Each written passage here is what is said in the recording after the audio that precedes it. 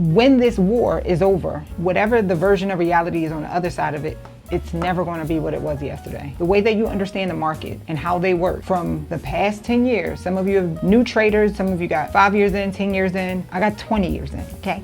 Some of you are new traders and you finally started to understand things. And I just want to let you know that the way that the world worked before, it no longer works like that. It will not work like that ever again. So what we need to understand is, what does this version of reality look like? So that's what this show is all about, helping you to peel back the layers, to look at what everybody else is overlooking. So I'm going to give you one major barometer to help you be able to sift through the noise, because there's going to be so many swings, much more insider trading, people taking advantage of things that they should not take advantage of. All that's going to happen. Last week I told you how to look at local economic indicators. Now I'm going to give you, we're going to make it a Nicole economic indicator that is international. But before we get into that, you already know I need to give you a little bit of history and a little bit of context. You already know the deal. This is for information and entertainment purposes only. This is not investment advice. I'm not a financial advisor. I'm not your financial advisor. All investment incurs a risk, a loss of your money. You could lose it. Don't you ever forget that. This is just all my opinion. Take it for what it's worth. So with that being said, it's a really good show. You're going to learn some things. Enjoy.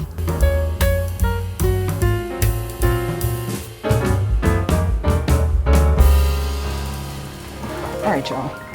I want to have a serious conversation with y'all today. And as you can see, Brandon's not here, but I didn't care. I needed to get this out. I've been wanting to share this with you guys for a very long time, probably since we started this show, but I didn't feel comfortable sharing it. But after the incidences with the Iranian war and negotiation and the peace talks last weekend and them actually failing, hopefully you saw that they did not come to an agreement about their peace talks, I felt like, okay, now I can finally say what I want to say. What I'm going to share with you is so important for you to be able to win as an investor. So we have to really remove our emotions from this, but you have to know this to be able to properly participate in this wealth transfer. It's one simple fact that I was scared to say to you guys, because y'all would have lost your whole entire minds. And that fact is, we are going to be in this war for at least 3 years. 3 to 10 years, the war or the aftermath of the war. We will be in it for at least 3 to 10 years. I'm saying more like 10 years. So that's the first thing you need to understand.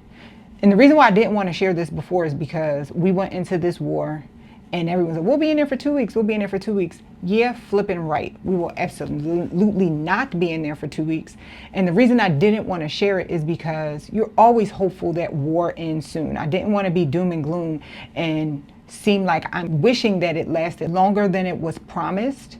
Because when you have these types of conflict, you want to get in and out as little casualties as possible, right? So with that being said, now that they had these peace talks, I'm going to call them, I'm going to be honest with y'all.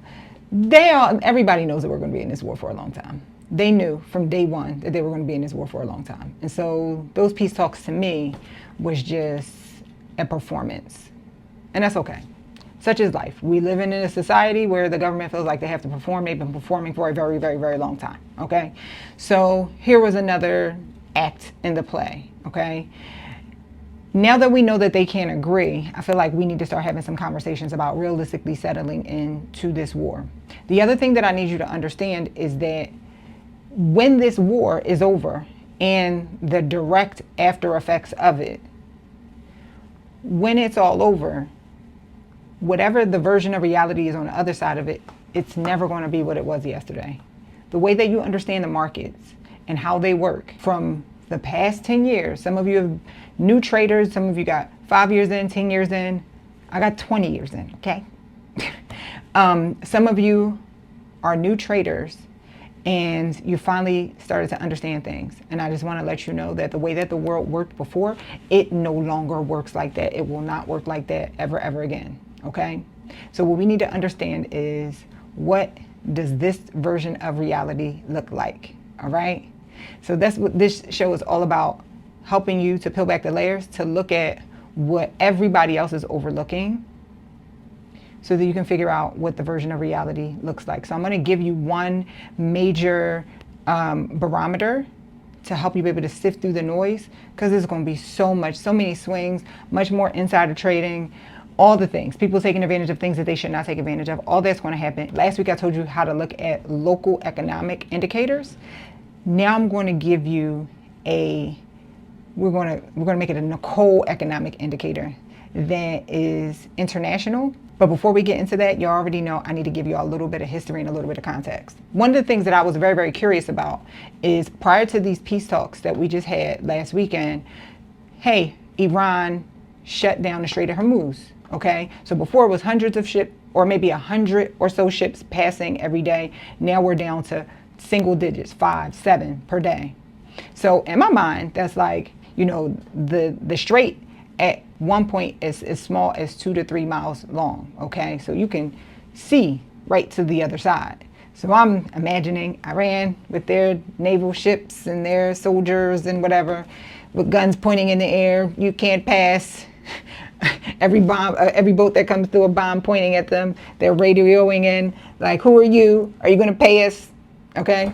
So now the U.S., after those talks didn't happen, the U.S. has a blockade, okay? Now, first of all, what you need to understand about the blockade is that technically it is not, it can't technically be a blockade, because a blockade is an official act of war. They have a blockade, an unauthorized blockade, okay? Okay, so if Iran is blocking the strait, U.S. is blocking the strait, what does this look like? The strait is actually international waters. No one really owns it technically, okay? So everybody's just out there just setting up shop saying like, hey, I own this, I'm not gonna let you go by, no. And then, so it's literally just U.S. patrolling, or U.S. patrolling, they have presence there, and then Iran there, and then it's a little chaotic over there, okay? So I want you to think like that. These two forces are there, and at any given moment, they're determining through force, through financial means, they're determining who's going to go through. All right. Now we got a kind of a visual that's happening. So if you have a blockade and a shutdown in this area where 20% of the world's oil flows through, who is that going to hurt? We all know it's going to hurt everybody. All right. This is going to hurt everybody from an inflationary standpoint. And this is the other thing that I didn't want to start saying on this show, but I feel like a lot of cats have been let out the bag publicly. But there will be famine in the world, because I'm sure that you guys already know this. I just want to remind you that a good amount of the world's fertilizer comes through the strait. Also, helium comes through the Strait of Hormuz. Okay, those things are critical to supply food around the world. So because people are in their feelings, they want to starve the world, and they're okay with doing that. Keep that in mind, okay? The next group of people that this is going to hurt the most is mid-sized businesses, specifically mid-sized international manufacturing businesses. Why is that? Because a lot of manufacturing parts, products pass through the Hormuz. Plastic is made from oil. This is going to have a major global impact on shipping. This is so much bigger than you can imagine, because who finances mid-sized businesses? You got it, private credit. So mid-sized businesses around the world, specifically we're going to talk about in the USA, are financed by private credit. What happens when they have shipping delays, logistic delays, increased costs? Guess what happens? They can't pay their debt. Oh, not to mention, we have inflation and rates are up. They can't pay their debt. Okay. So, you already know this. Some of y'all already seen where this is going. What I want you to think about is like, we are in a bubble, okay? The world is in a bubble. We haven't had a world economic downturn in a very long time. We're in a bubble. And if private credit, I said this before, private credit is what's going to prick the bubble. There is one more industry that is the hand that holds the prick. I haven't shared it with you yet. I'm going to share it with you in a minute. We talked about it a couple of times on the show. The hand that holds the prick is insurance. Okay? Now, what you need to understand is that in terms of shipping, shipping is controlled by maritime law. Maritime law operates totally different than other laws, but I want to give you a couple things as it pertains to maritime law and insurance. 5 little known facts. Number 1, ships cannot legally sail without insurance. You don't have insurance, you cannot legally sail. Number 2, in terms of maritime insurance, war risk is an added on premium to the insurance that may be required depending on what's going on. War risk, I guess this is probably number 3, war risk as an added on premium, as an added on rider, can be pulled in 7 days. So when you have war, everybody's on the brink for complete shutdown, because if you're in a high risk area, you're sailing in a high risk area, and war breaks out and the insurers drop you because it's a war risk, right? Hey, 7 days, we don't want to do this no more. We don't want to insure you no more. 7 days or less can happen overnight. Guess what? Everything's shut down overnight. Okay? The next thing, most of these ships are financed by debt. If the insurance gets pulled, the financing collapses. So just imagine if you were loaning someone some money, hey, I'll loan you as long as you have insurance, and then your insurance gets pulled, I can pull your note. I can have a due clause. You don't have insurance, all of it is due. Okay, the next little known thing about maritime insurance is that there's literally only a handful of players. Lloyd's of London, International Group of P&I, just a few peeps. So the whole world rests in just a few insurers' hands. And number 5, you have what's called listed areas that the insurers will basically say these are war zones, and insurance is just through the roof there. And also, hey, we could potentially pull insurance, which I already talked to you about. Okay, so this is like I hope you understand what I'm pointing out to you guys. The thing that people typically do, not you, you're on a show because you understand this. They separate the finance world from the physical world. Okay, I'll give you an example. I got this very interesting comment one day where on one of my posts where I was just talking about, I don't know, something's happening in the world, something's happening in the financing world. And a woman said, this is why I own salons. She said specifically, this is why I do salon suites, because it don't got nothing to do with none of this. Y'all already know. What do you mean? I want to, girl, open a book. It has everything to do with all of this. Everything to do with, you may be more insulated because you have a local business, but insurance actually is the thing that bridges the gap. It helps bring it all together. Because real quick, this is a great moment. This is why you need to be on our newsletter list. I break everything down. If you are a regular viewer of the show and on the newsletter, please let them know how much I break it all down in the newsletter. You need to get the full picture. Some of y'all understand things better when you read it and you see the outline. I know the show is entertaining and I be giving y'all game, but I really give a full game away in the newsletter. Go to the link down below, sign up for the newsletter. It is absolutely free. Sign up right now. Insurance actually is the thing that bridges the gap. It helps bring it all together, because if these boats can't get insured, and when we can bring insurance in on multiple levels, y'all know insurers insure the private credit loans. Hey, guess what? Those products that you use in your business, if they can't get the supplies that they need, the raw materials that they need to mix the shampoo up in a bag, if the cost of the plastic bottles go through the roof, that affects your margin. Very much so. Okay, you also you run a ton of electricity through your place. That's energy. All right, we already know all this. But here's the thing. A lot of people live in these two different worlds. They think this finance world is totally separate from the physical world, but insurance is the thing that bridges the gap. Insurance is at the top of the food chain of all of this. I need you to always 100% remember this. Also, too, the other thing about insurance, specifically with private credit, the thing about private credit is the opacity of it. it is not very transparent because it's not public. These companies can just really, they don't have to be super transparent.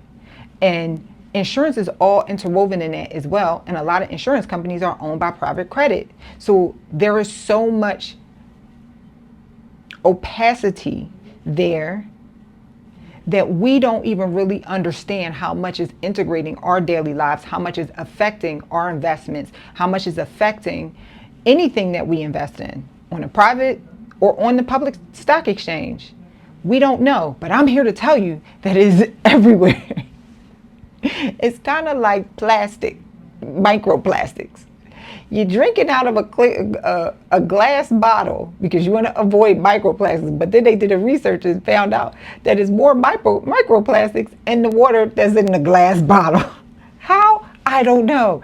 That's how insurance is interwoven into your lives, into your daily lives. But as long as it stays microplastics, you can ignore it and you don't have to use it to make financial and investment decisions. Until you open up that bottle and it's a big chunk of plastic, that's what's happening right now. It's a big chunk of plastic in there. You start chewing on plastic pieces. That's what's happening right now. Now we have to pay attention to that. The beautiful thing is the public doesn't know that they're chewing on plastic pieces right now. The mainstream media, they don't know that they're chewing on plastic pieces right now. So we got a heads up. I promise y'all this is going to be in the news. It might not even make the news. Insurance companies got such a hook and control of everything. It might not even make the news. And that's okay. This is just for you and me.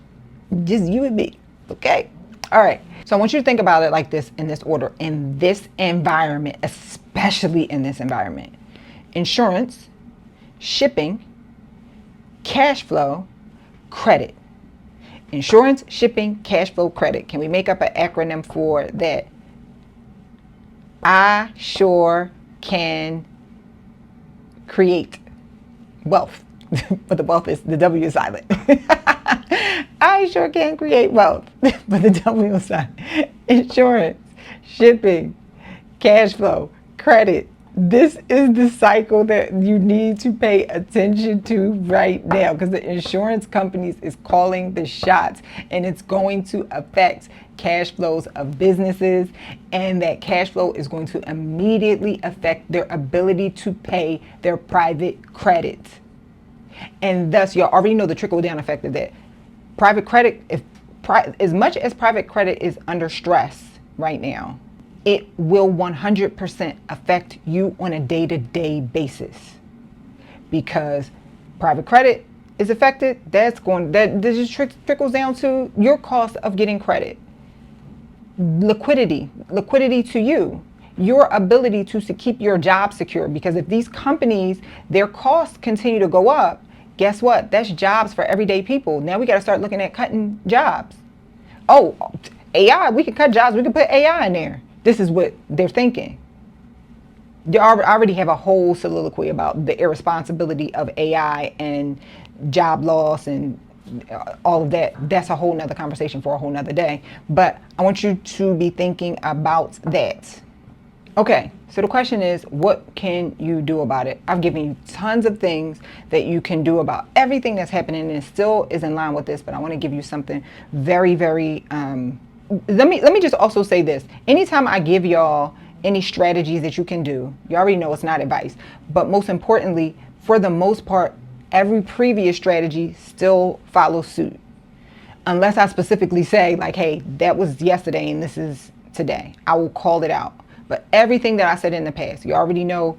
I still feel very strongly about workforce housing, apartment investing, assisted living facilities, because a lot of it plays into what I'm going to share right now. Okay, but I'm going to get more granular. All right. So if you are in a public sector, focus on energy, transport, storage.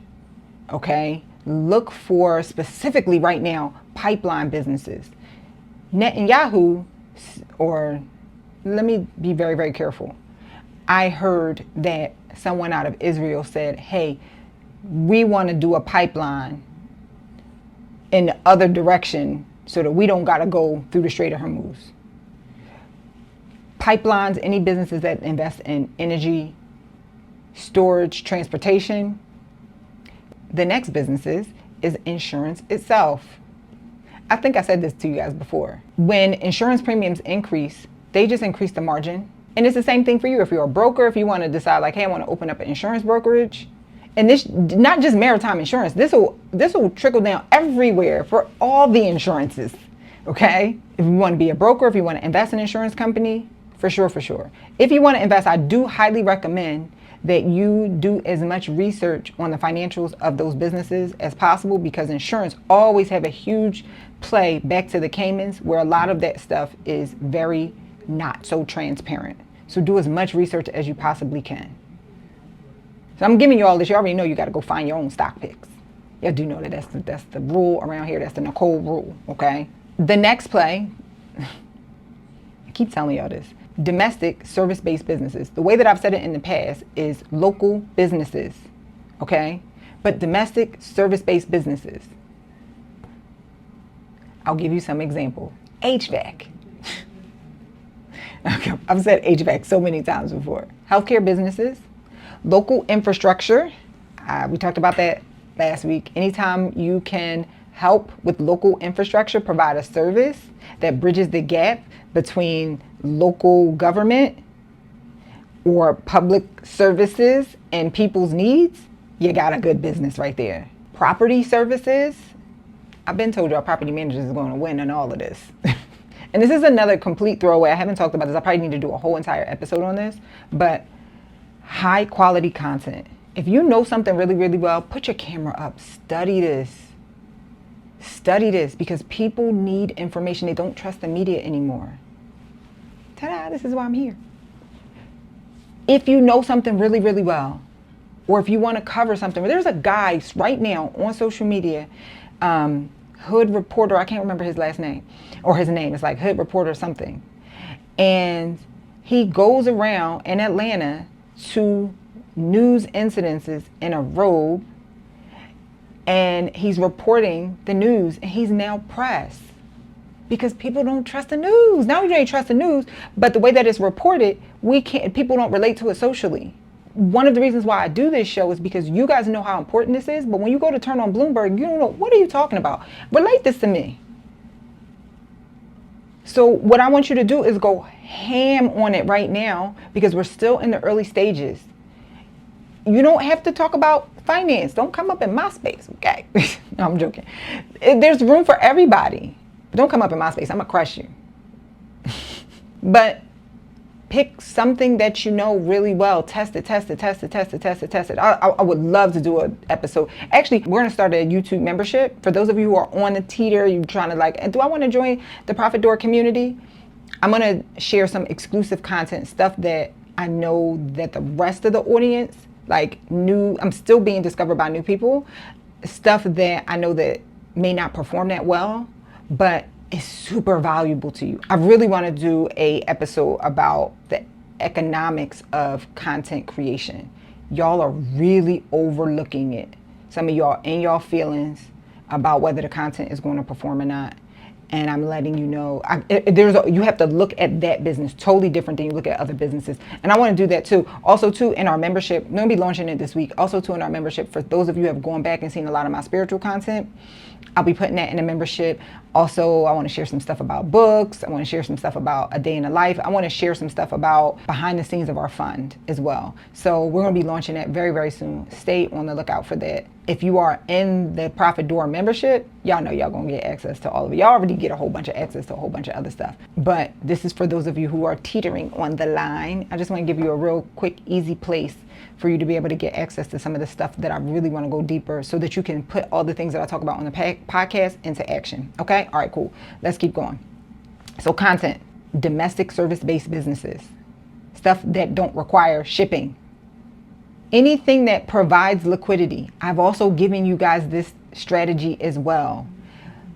You're going to have to do a lot of homework for this, but lenders that can understand niche businesses really, really well and understand with a better degree of certainty around the specific industry, you provide liquidity. Where private credit is messing up is they're not properly underwriting, because they're underwriting too broad. not understanding the industry specifically. Like, why is 25% in tech? Y'all don't understand that we don't even know how AI is going to be really monetized other than government contracts? They can't get no more than $20 a month out of us for chat. They're trying to get us hooked so that people will pay more. But y'all on this channel, we know, listen, I don't need chat. I know how to think. Chat helps, but I don't need it. I'm not going to die. I've been doing this before chat. Okay. They don't know how to properly monetize it. $20 a month. What do you mean? Y'all spent billions and billions of dollars. Y'all invested billions and billions of dollars into this. On top of the fact that y'all know that these data centers have been stalled because they don't have enough material to build the data centers. So it's going to be a huge problem in a couple of years with this AI. But that's any new technology though. On top of the fact that the private credit industry, the exposure to the risk of AI is way too much. 25%? That's crazy. So that's going to cause liquidity to tighten for the industries that need it the most. The industries that are already profitable, they're going to suffer too. So if you can figure out how to bring liquidity to those industries like HVAC, like people who have proven content creation strategies, you're going to win. You just need to understand the industry really, really well. I outlined it on a previous episode. I'm not going to go. I'll post a link to that episode in the comments so you can go and see how you need to look at this. If you want to provide liquidity, being a private lender in a very niche business, but in this environment, for the next 3 to 10 years, while they're out there fighting their war, they have nothing to do with you. You're going to take advantage of these opportunities. Okay, here are some of the businesses that you may want to stay away from on a public and on a private level. Heavy import businesses, they're going to get beat up over the next couple of years. Beat all the way up. Margins are going to be super unexpectable. Margins are going to be thinning, especially very leveraged import businesses. So for those of you who are investing in the stock market, you need to really look under the hood of some of the businesses that you're investing. We're not talking about the businesses. Well, I don't want to count them out, but keep in mind, some of these businesses, the large cap businesses, they have a lot of cash. So they're not going to get hit as bad. But medium-sized businesses that do a lot of import, that are highly leveraged, you need to think about that, okay? Even local import businesses that are highly leveraged. So if you have a local import business where you get a lot of your materials from overseas, you're going to have logistic delays, especially if timing is everything. You know what I'm thinking about? I'm thinking about like some of these retailers that sell clothes. I was just talking to my mom, the price of clothes and that stuff is going to go crazy. Businesses that have thin margins. The business that I think about at the top of my mind right now is probably going to get hit the most is trucking. Trucking business. They have thin margins. They're obviously very reliant on energy prices. And it's so much competition. If it was like 1 or 2 players, they can just pass that on to everybody, which would make inflation go crazy through the roof. But a lot of them are very highly leveraged. They probably going to get hit the hardest with private credit. Access to capital, trucking business, logistics businesses. And last but not least, over leveraged real estate deals. But I've been telling you this. Y'all already knew this. Y'all already knew this. So what I want you to remember is insurance, shipping, cash flow, credit. Insurance, shipping, cash flow, credit. I can't remember our acronym already. I'll bring it back around. I sure can create wealth, but the W side. Insurance, shipping, cash flow, credit. This is the cycle that you need to pay attention to right now, because the insurance companies is calling the shots, and it's going to affect cash flows of businesses, and that cash flow is going to immediately affect their ability to pay their private credit. I want you to think like that. Remember in this and the effects of it for at least 3 to 10 years. I'm only saying 3 because I don't want to scare y'all too much. But as soon as it was like, oh, we went to war, I was like, oh, we'd be in this for 3 years. I want to give you all my batting average. When COVID happened, Some of y'all, when it first happened, was first announced, some of y'all was like, we gonna be in this for 2 weeks. We gonna go shut down for 2 weeks. I laughed my tail off. I said, we're gonna be in this for 2 to 3 years. What are y'all talking about? Then when they started raising interest rates, I got this recorded. They're like, yeah, the Fed's raising rates. Maybe they'll bring them down. They was saying this all over the head. I'm like, what are y'all talking about? We're going to be in this for 2 to 3 years.